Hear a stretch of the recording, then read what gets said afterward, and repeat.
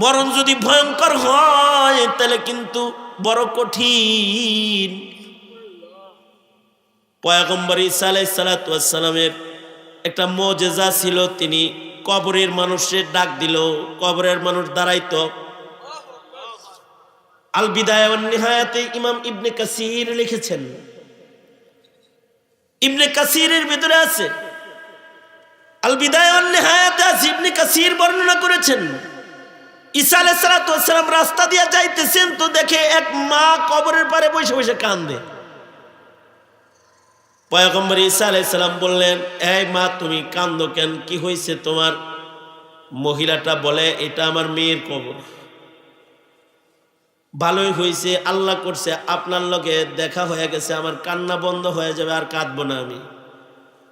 একটি উপকার কি করবেন, আপনি তো কবরের মানুষ ডাক দিলে কবরের মানুষ দাঁড়ায় কথা কয়, তা আমার মেয়েটা কি কবরের পারে দাঁড়াইয়া আপনি একটু ডাক দেন, আপনি ডাক দিলে আমার মেয়ে জিন্দা হয়ে দাঁড়াবে, তা আমি আমার মাইয়ারে দেখব, তো আমার মেয়েকে দেখলে আমার দিল ঠান্ডা হয়ে যাবে, আমি আর কাঁদবো না, ওয়াদা করলাম। পয়গম্বর ঈসা আলাইহিস সালাতু ওয়াস সালাম মেয়েটার কবরের পারে দাঁড়ায় ডাকলেন আর বললেন, কুম বিইযনিল্লাহ ইয়া ফুলান, কে আছো এই কবরে দাঁড়াও।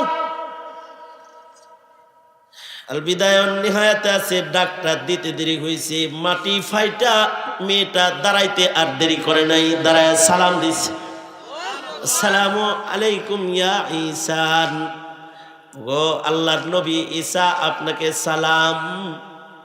দাঁড়ায় সালাম দিয়ে দিছে।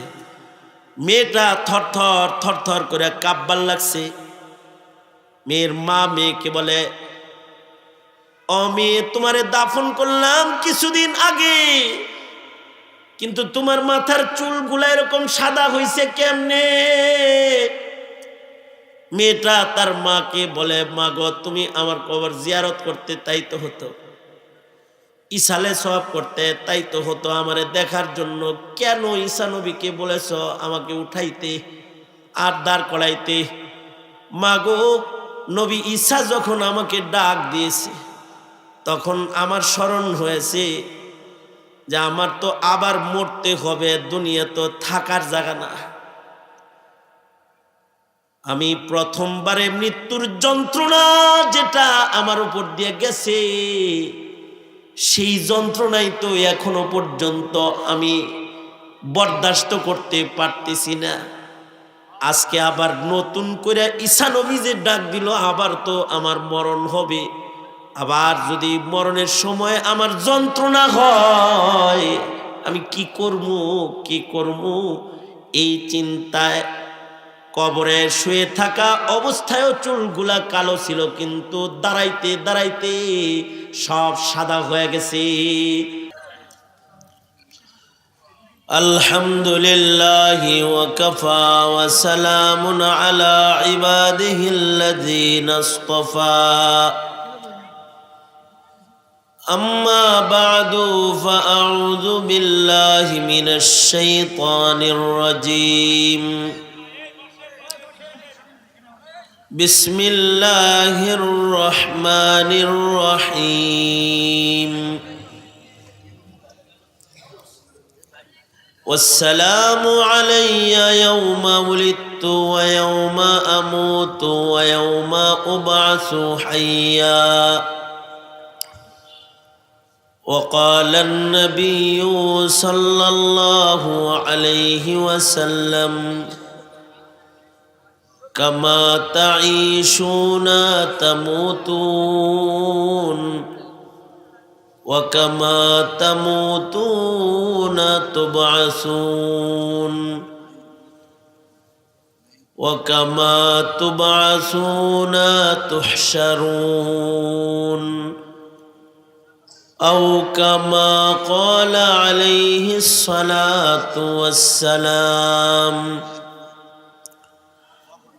اللهم صل على محمد وعلى آل محمد কামা সাল্লাইতা আলা ইব্রাহিম ওয়া আলা আলি ইব্রাহিম ইন্নাকা হামিদুম মাজিদ। আল্লাহুম্মা বারিক আলা মুহাম্মাদিন ওয়া আলা আলি মুহাম্মাদ কামা বারাকতা আলা ইব্রাহিম ওয়া আলা আলি ইব্রাহিম ইন্নাকা হামিদুম মাজিদ। বালাগাল উলা বিকামালিহি কাশাফাদ দুজা বিজামালিহি হাসুনাত জামিউ খিসালিহি সাল্লু আলাইহি ওয়া আলিহি।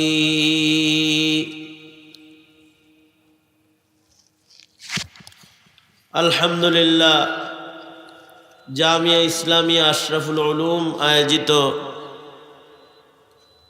মহতি বার্ষিক ওয়াজ মাহফিলের মোহতারাম সাদার, মোহতারাম সভাপতি, উপস্থিত হাজরাত, বুজুর্গ উলামায়ে কেরাম, সম্মুখপানে সমবেত দিন প্রিয়, ইসলাম প্রিয়, দিনদার ইমানদার মুমিন মুসলমান ভাইরা, বুড়া বাবারা, যুবক ভাইরা, পর্দার আড়ালের মা বোনেরা, বিশ্বজগতের মালিক, বিশ্ব প্রতিপালকের বিশ্ব দরবারে কালিমাত শকর যে মহান রব্বুল আলামিন অত্যন্ত দয়া করে, মায়া করে, ভালোবেসে, রহমতি বরকতি জান্নাতের টুকরা বাগানে ওলামায়ে দ্বীনদের সোহবতে মাদ্রাসার মাহফিলে আল্লাহ তাআলা আসার বসার তৌফিক দান করেছেন। এজন্যে কালিমাত শকর পড়ি, শুকরিয়া আদায় করি, জবান খুলে মুহাব্বতের সাথে ভক্তি ভরে সমস্বরে আওয়াজ করে বলুন আলহামদুলিল্লাহ। যোগ্য বুজুর্গ ওলামা হযরতগণ এ পর্যন্ত বয়ান করেছেন। বিশেষভাবে আল্লামা জুনায়েদ আল হাবিব দামাত বরকাতুহুম গুরুত্বপূর্ণ নসিহা আপনাদেরকে করেছেন। ওনার পূর্বেও মুরব্বী হজরতরা, জাতীয় ব্যক্তিত্ব যারা, তারা নসিহত করেছেন। একেবারে সবার শেষে আপনাদের সামনে বসে গেছি বরকতের নিয়তে সূরা মারিয়াম থেকে আপনাদের সামনে তিলাওয়াত করেছি এবং নবী পাকের হাদিস আপনাদের সামনে পেশ করেছি। এগুলোকে সামনে করে কিছু কথা আপনাদের সামনে বলবার ইরাদা, আল্লাহ তাআলা কিছু উপকারী কথা আপনাদের কানে পৌঁছানোর তৌফিক দান করুন। আপনারা দোয়া করুন, বলুন আমিন।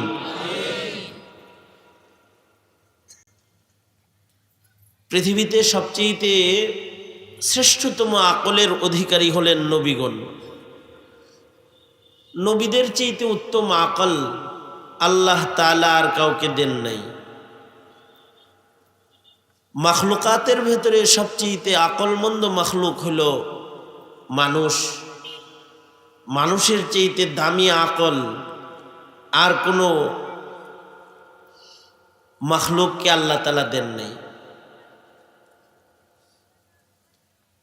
মানুষের ভিতরে যে সকল সৌন্দর্য আছে তার ভিতরে একটা গুরুত্বপূর্ণ সৌন্দর্য হলো আকলের সৌন্দর্য। দেখতে সুন্দর মাখলুক আছে, চিত্তাকর্ষক, দেখতে তাকায় দেখতেই মনে চায়, দেখতেই মনে চায়। কিন্তু মানুষের চেয়ে উত্তম সৌন্দর্য আল্লাহ তাআলা আর কোনো প্রাণীকে দেন নাই। মানুষের চেয়ে উত্তম জ্ঞানের অধিকারী অন্য কোনো মাখলুক আল্লাহ তাআলা বানান নাই। মানুষের সবচেয়ে বেশি আকল, কিন্তু মানুষের আকল আসার একটা বয়স আছে। মানুষ যখন বালেগ হয় তখন তাকে আকলমন্দ ধরা হয় শরীয়তে ইসলামে। এ কারণে ক্বাবলাল বুলুগ, বালেগ হওয়ার আগে যদি কোনো মানুষ কোনো অপরাধ করে কয় তাহলে সবাই বলে ছোট মানুষ। কি কয়? তার মানে ওর আকলটা কামেল হয় নাই, ও বুঝা করে নাই, এটা না বুঝা করছে। কিন্তু পৃথিবীতে নবীদের একটা শান, নবীদেরকে আল্লাহ তাআলা জন্মের সাথে সাথে পূর্ণ আকল দান করেন। বাবা আদম থেকে শুরু করে আমাদের নবী পর্যন্ত যত নবী আসছেন, নবীদের আকল হইতে 15 বছর লাগে নাই, 14 বছর, 16 বছর লাগে নাই, বালেগ হওয়া লাগে নাই। নবীরা জন্মের সাথে সাথে তারা কামেল আকলের মালিক এবং শ্রেষ্ঠ আকলের মালিক। নবীদের চাইতে উত্তম আকল আল্লাহ তাআলা দুনিয়ার আর কোনো মানুষে দেয় নাই, এবং নবীদেরকে আল্লাহ তাআলা আকল জন্মসূত্রে সাথে সাথে দান করেছেন। আমগর মতো আকল দিতে নবীদের আকল দিতে দেরি হয় নাই। অন্যান্য প্রাণীদের আকল জন্মসূত্রে আল্লাহ দেন, সুতরাং মানুষকে দেওয়া অসম্ভব নয়। জন্মের সাথে সাথে মানুষের বুদ্ধি না হইলেও প্রাণীকুলের জন্মের সাথে সাথেই বুদ্ধি হয়। যেমন ছাগল জন্মের সাথে সাথে বুদ্ধিমান জন্মায়, মুরগি জন্মের সাথে সাথে বুদ্ধিমান জন্মায়, পাথর থেকে বাছাই করে করে চাউলের গুঁড়া খায়, একটা পাথর মুখে দেয় না বড় আকলমন্দ মুরগি। ফরিদপুরে মুরগিরে খাওয়ার দেওয়ার সময় তো দস্তরখান বিছাইয়া দেয়। মুরগিরে যখন খাবার দেয় তখন কি দস্তরখান বিছাইয়া দেয়? ভালো একটা ব্র্যান্ডের কোনো প্লেট দিয়ে খাওয়ান দেয় তো নাকি বলেন? ঘরের উঠানের ভেতরে ছোট ছোট ভাঙ্গা চাউল যেগুলো ঘরে জমা হয় এগুলো ছিটায় দেয়। আজব এই মুরগির আকল, ওরা জানে ওগুলো ওদের খানা, ওর মায়ের বুকে দুধ নাই তাও জানে। এ কারণে গরু যেমন, ছাগল যেমন মায়ের স্তন খুঁজে, ওরা স্তন খোঁজে না। ওরা জানে আমগর মাছ যেমনি টুকায় টুকায় খায়, আমগর এরকম টুকাই গ্রুপের সভাপতি বানাইছে আল্লাহ। ওরাও করে কি মাটির ভিতরে টুকায় টুকায় খায়, জন্মসূত্রে টুকাই সার্টিফিকেট আল্লাহ ওগরে দিছে। কিন্তু আজব বুদ্ধিমান টুকাই নিজের মুখের আগা দিয়া একটা পাথরের কণাকে পেটে লয় না, ঠিক ওর খাবারটাকে চয়ন করে চিনি বুঝে বুঝে খায়। জন্মের পরের দিনই, জন্মের সাথে সাথে, বলুন তো মুরগির এ ছোট বাচ্চাকে এ আকল দান করেছেন কে?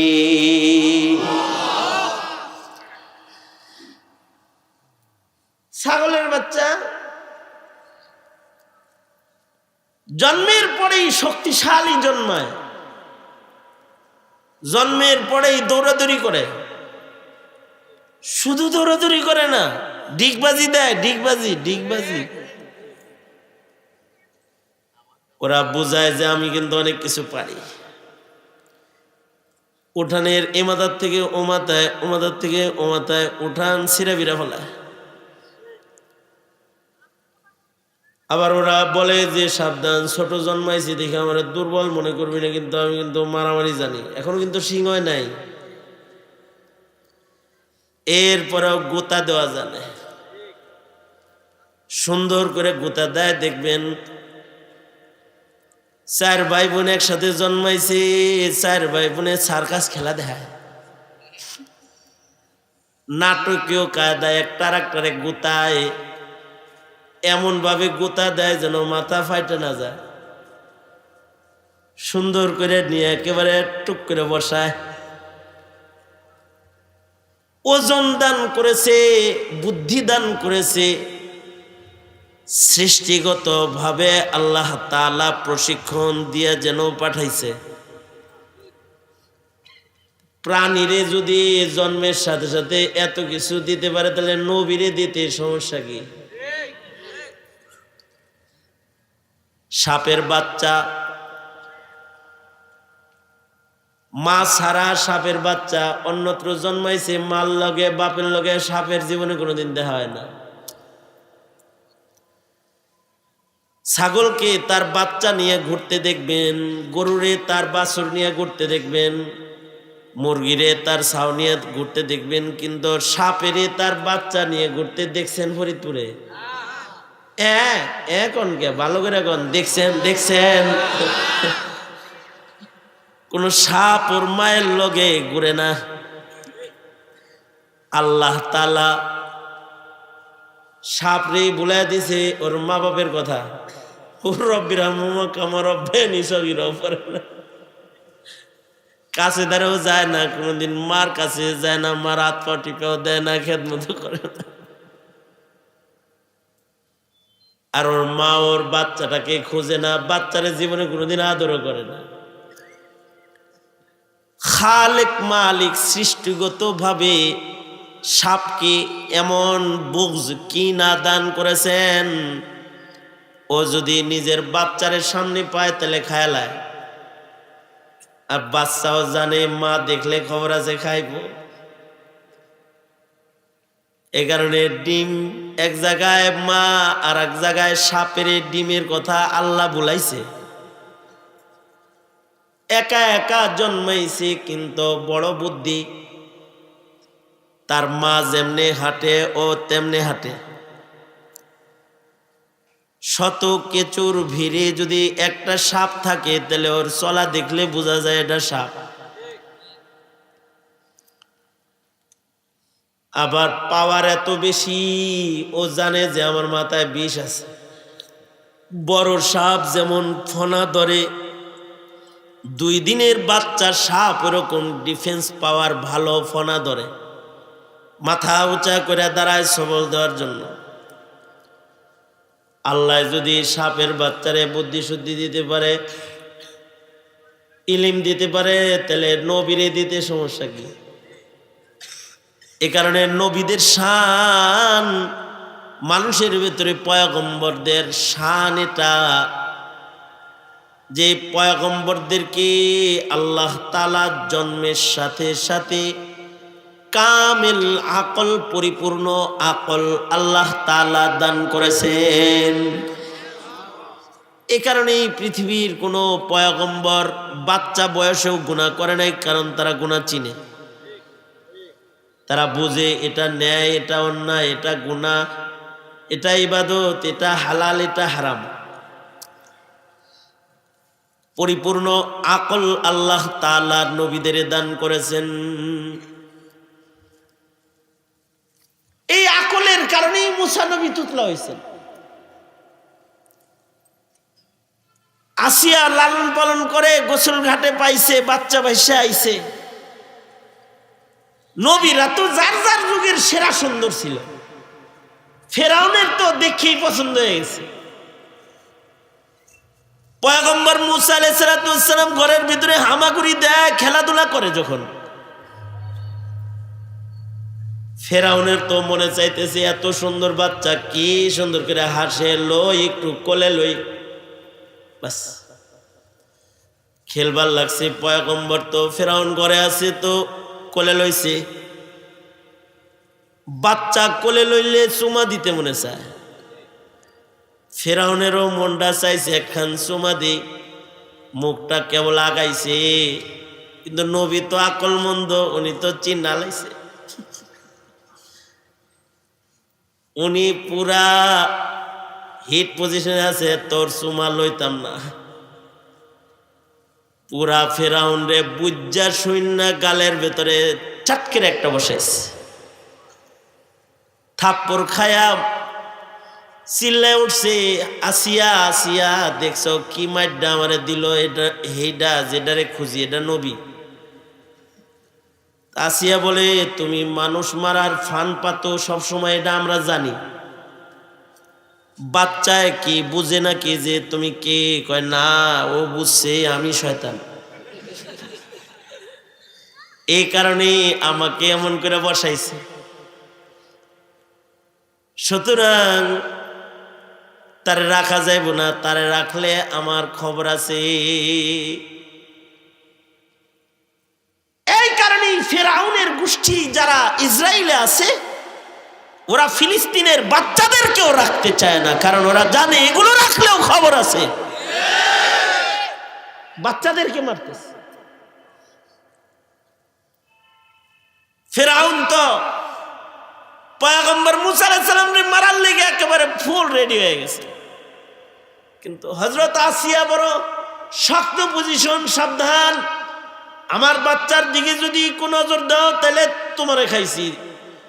তুমি যে আসলে খোদার উপযুক্ত না এটা কেউ না জানলেও আমি জানি তোমার কিছু নাই,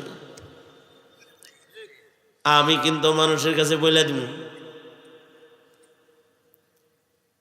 দেখো দেখো আসিয়া, এর কিন্তু আকল আছে, তাহলে আকল পরীক্ষা করি।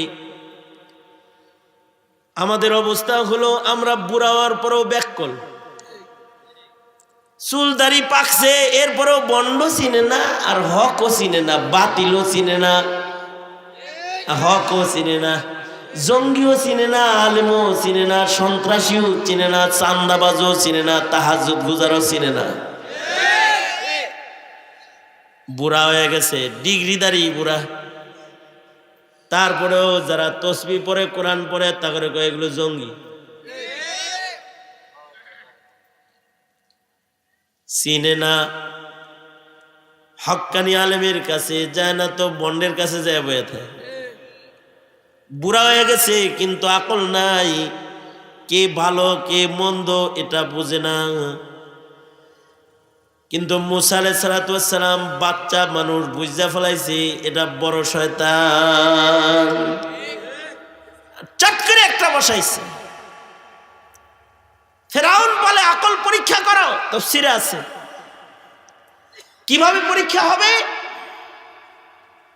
স্বর্ণ আর আগুনের কয়লা দুই বাটিতে রাইখা ছাইরা দাও, যদি আকল মন্দ হয় তাইলে আগুন ধরবে না, আর যদি ব্যাককল হয় তাহলে আগুন ধরবে। বাচ্চাদের তো সাধারণত আকল থাকে না, এ কারণে বাচ্চারা হালুয়াও চিনে না, পায়খানাও চিনে না। মায় রাইখা গেছে খেলতে দিয়া পাকের ঘরে, আয়া দেখে উনি কামটা সাইরা নিজে আবার খাইতেও আছে, চাকতেছে, মাইকে মুখে শেষ করছে। কারণ কোনটা ক্রিম আর কোনটা পায়খানা, কোনটা হালুয়া আর কোনটা পায়খানা, এটা তো বিচার করার মতো যোগ্যতা বাচ্চার নাই। তো এই কারণে বাচ্চাদের ইবাদত নাই, বাচ্চাদের ইবাদত মাপ। বাচ্চারা শরীয়তের মুকাল্লাফ নয়।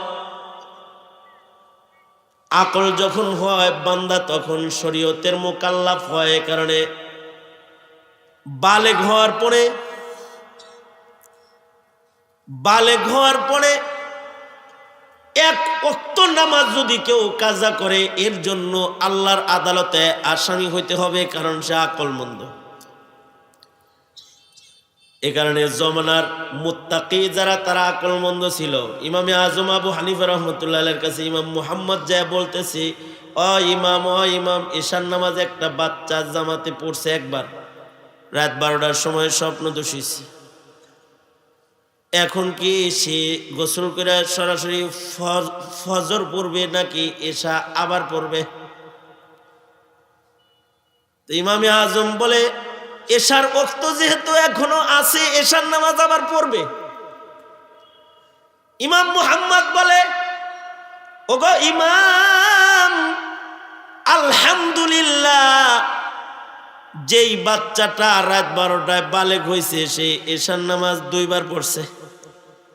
একবার জমাতের সাথে পড়ছে বালেগ হওয়ার আগে, আর রাতের বেলায় স্বপ্নদোষ হয়েছে, বালেগ হয়েছে পরে ঘরের ভিতরে একা একা একবার পড়ছে।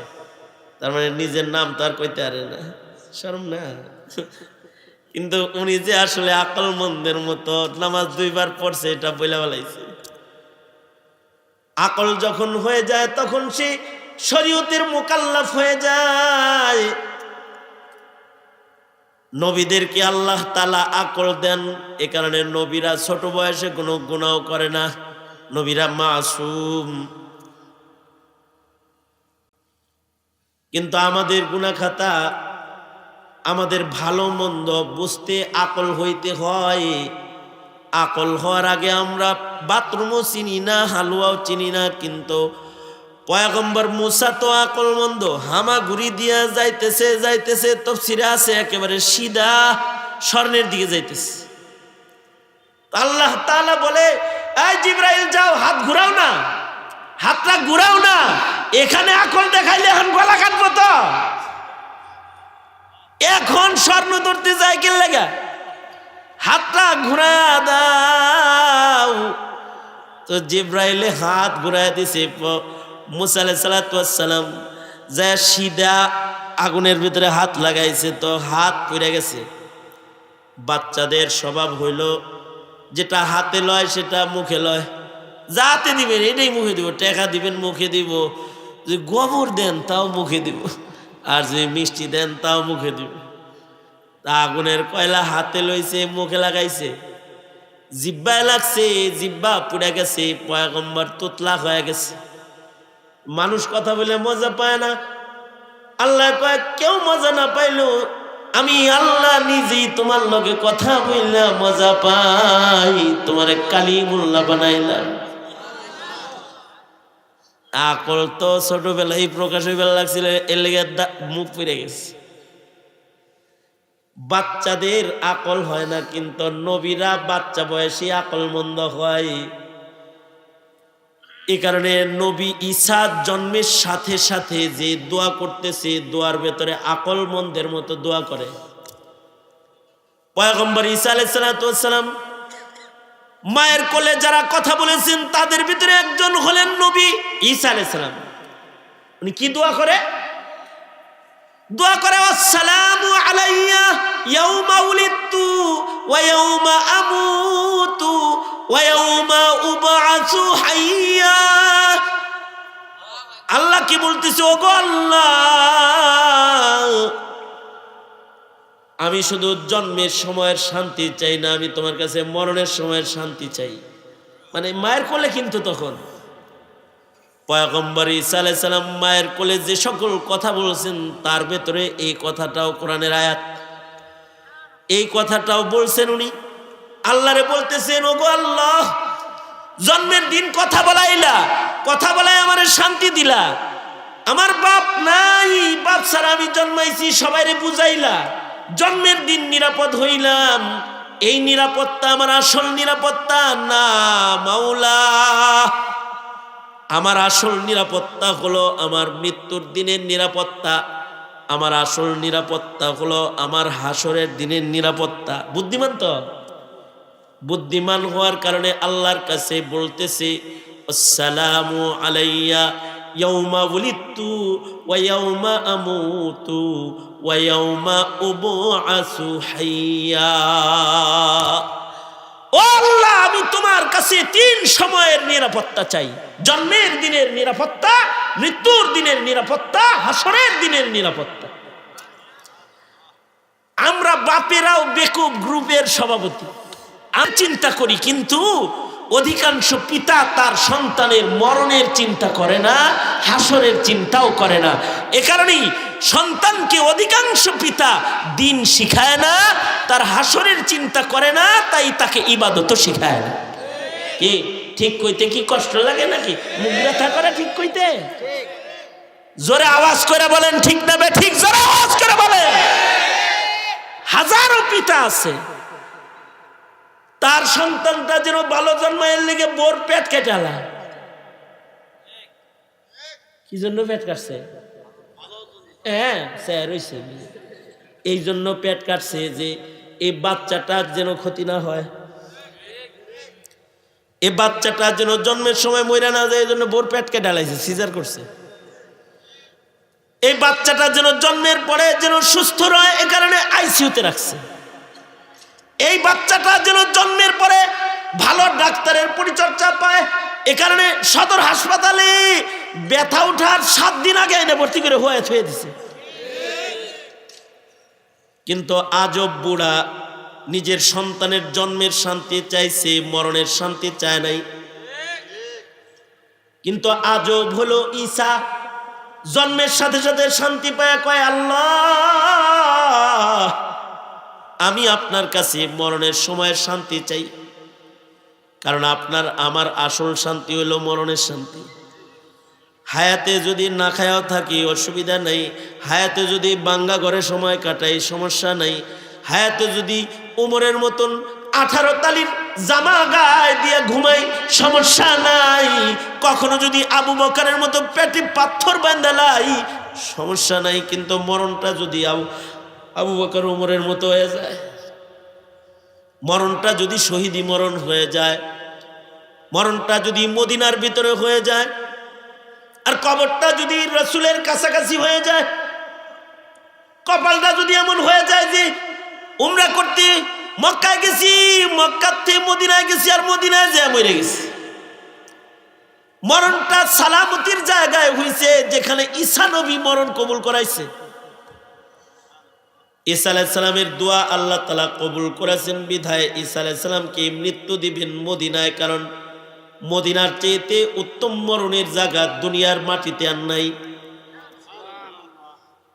পৃথিবীতে সবচেয়ে মরার জন্য উৎকৃষ্ট মাটি হলো মদিনার মাটি।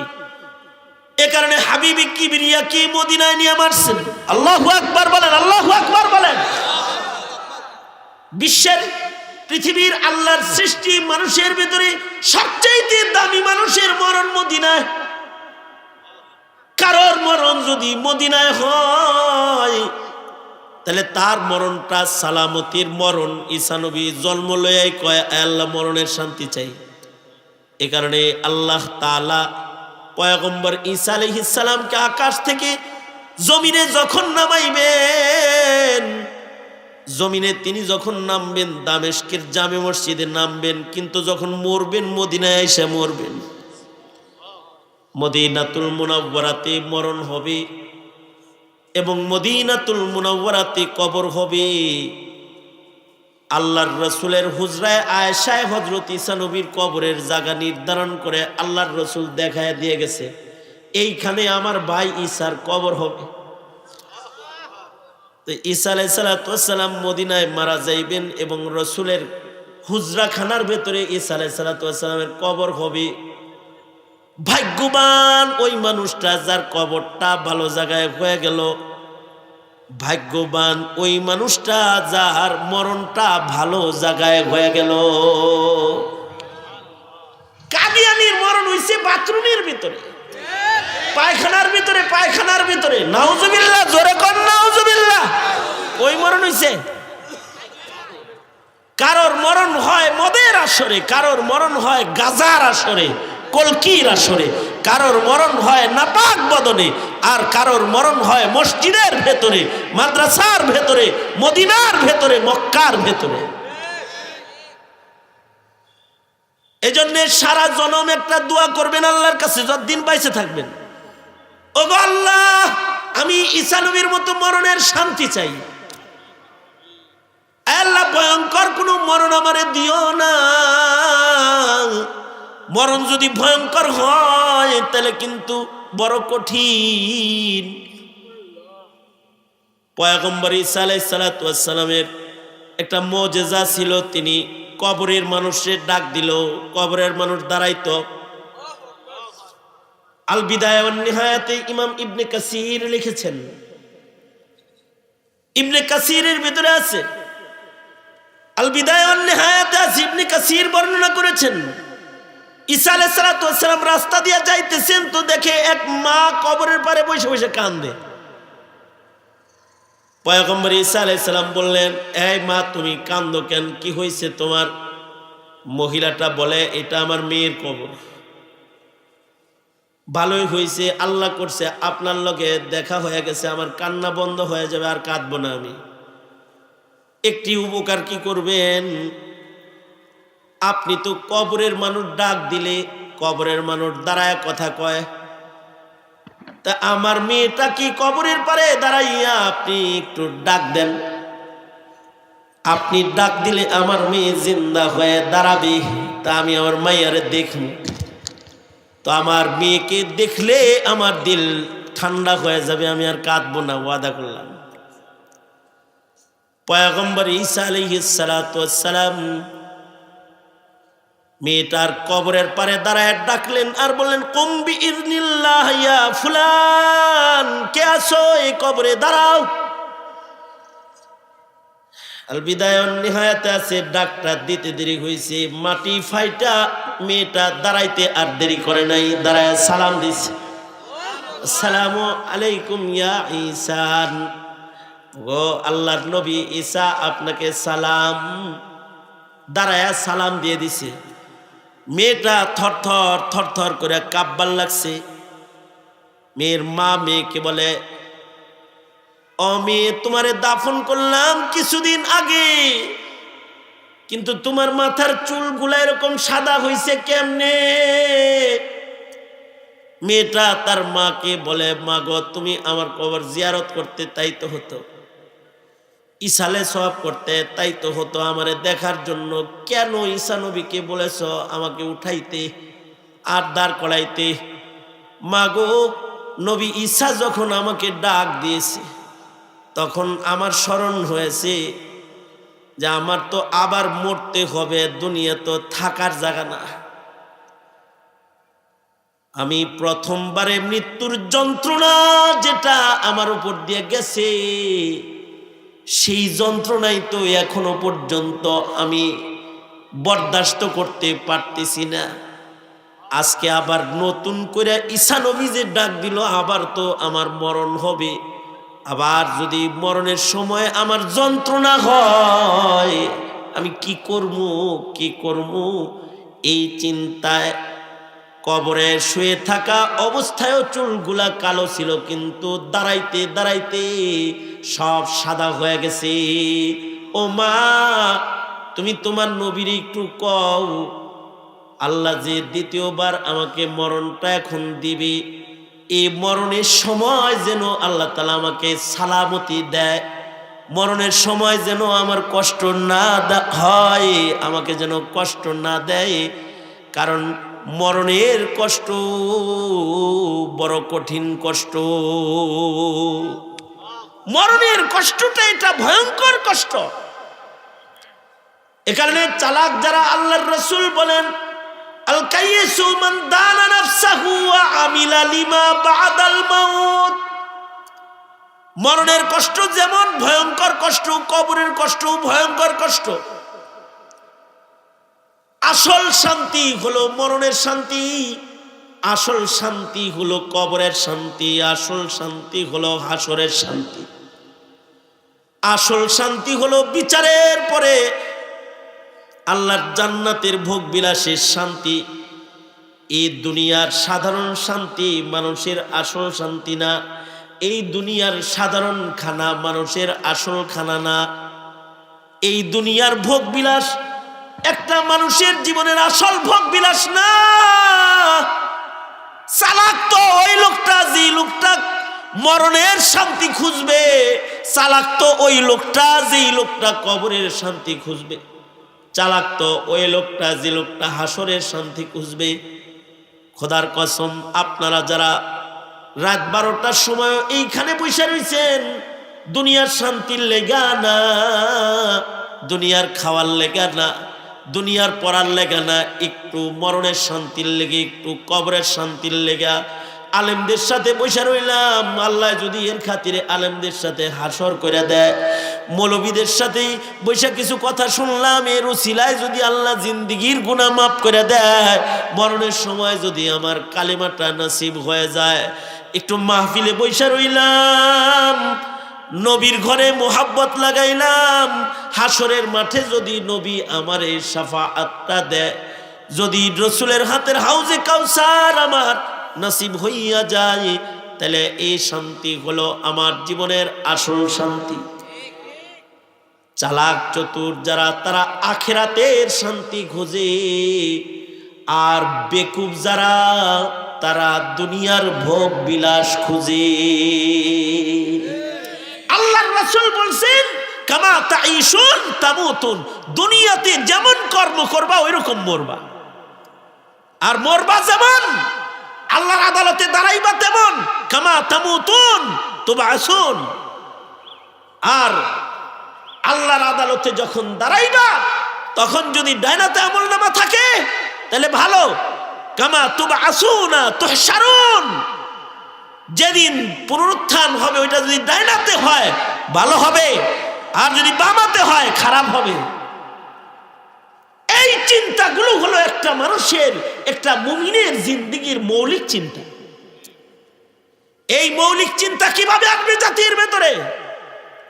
দুনিয়ার শিক্ষা দিয়া মৌলিক চিন্তার জন্ম হয় না। এই মৌলিক চিন্তার জন্যই জাতির ভেতরে ইলমের বিতরণ দরকার, উলামাদের সান্নিধ্য দরকার, ঠিক কিনা? এটা জরুরতের কারণেই, এ কারণেই জাতির মাদ্রাসা দরকার, আলেম দরকার, উলামা দরকার। সুতরাং এই মাদ্রাসা শহরে বেশি হয়ে যায় নাই। বগুড়া, ফরিদপুর শহরে লক্ষ লক্ষ মানুষ আছে। এই লাখ লাখ মানুষের কবরের বুঝ দরকার, মরণের বুঝ দরকার, হাসরের বুঝ দরকার। কে বুঝাবে তাদেরকে? যারা জাতীয়ভাবে বুঝায়, পশ্চিমার দালাল যারা, আর ভিনদেশীদের দালাল যারা, তাদেরকে তারা জেলের ভেতরে ঢুকায় রেখে দেয়। কে বুঝাবে জাতিরে? সঙ্গত কারণে ঘুমে থেকো না ভাই, জাগ্রত হও, কবরের ফিকির করো, হাসরের ফিকির করো। আল্লাহুম্মা আনতাস সালাম ওয়া মিনকাস সালাম, ইলাইকা ইয়ারজিউস সালাম।